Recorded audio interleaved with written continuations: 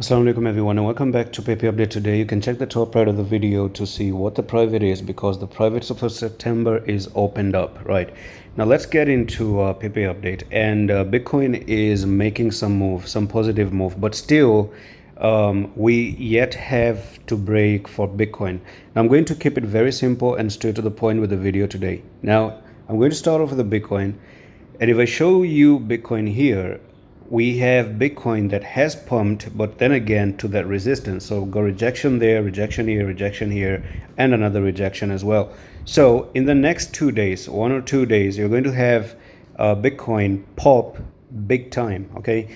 And it's either again pop down and move lower, or pop up and actually move even a little bit higher. So this is how I'm actually going to put out the pattern here. So it's an ascending triangle, and 80% of the time ascending triangles are bullish. Okay, so Bitcoin can have an influence on PEPE, and if I go back into PEPE, then it can also be that PEPE does follow the footsteps of Bitcoin.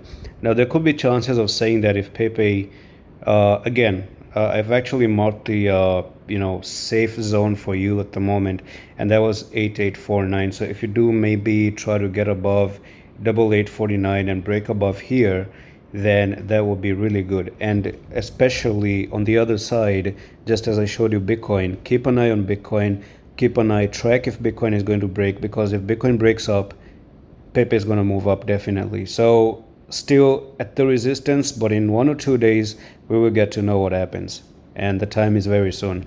Something tells me yes, you do have good chances that even PEPE might actually break up, because it's really oversold on the 4-hour time frame as well. And that's pretty much it for this update.